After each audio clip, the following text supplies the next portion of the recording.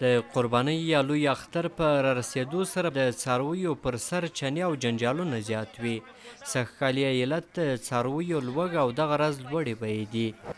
دا د کابل ښار په نقاشنومي سیمه کې د څارویو د پلورلو تر ټولو لوی مرکز دی.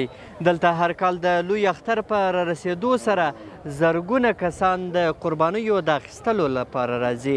حاجي دین محمد له وردګو ولایت څخه دلته د قربانۍ د اخیستلو لپاره راغلی.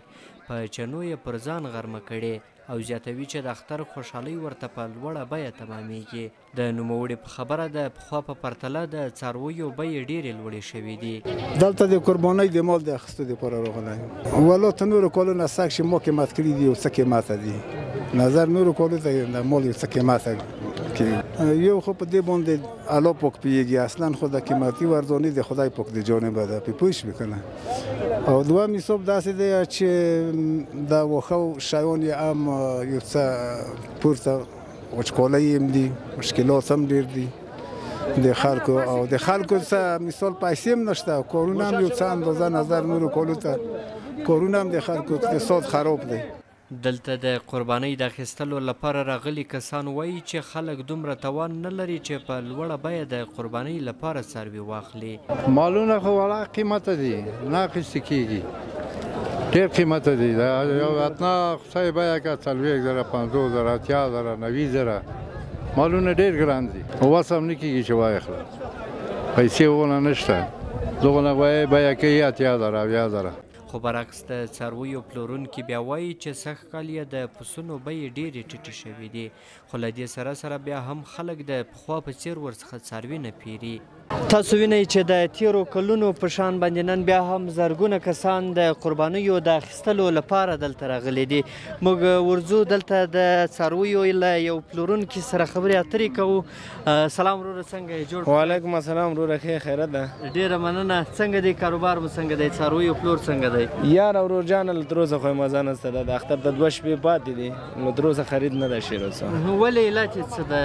علت یې تاسو په څه کې وینئ؟ علت یې دا ده چې خلک بې پیسو دي، پیسې نشته ورسره. او سږکال خو دا د مالونه هم لږ زره ګران دي. خشک او سره تېر شه چا سره پیسې نشته چې اوس قرباني وکړي.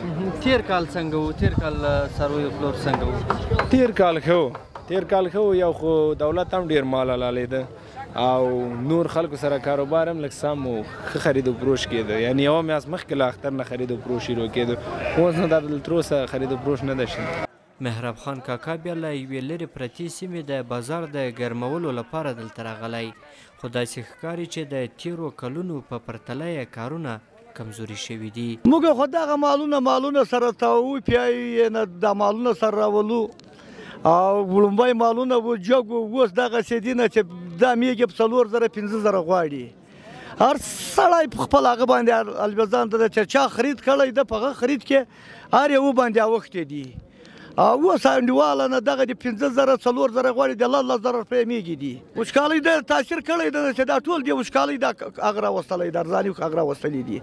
لوی اختر د مسلمانانو لپاره ځانګړی ارزښت لري او هر کال د دې اختر په رارسېدو سره هغه کسان چې اقتصادي وضعیت یې ښه وي د قربانۍ لپاره څاروي اخلي او بیا یې یوه برخه پر بېوزله کسانو ویشي.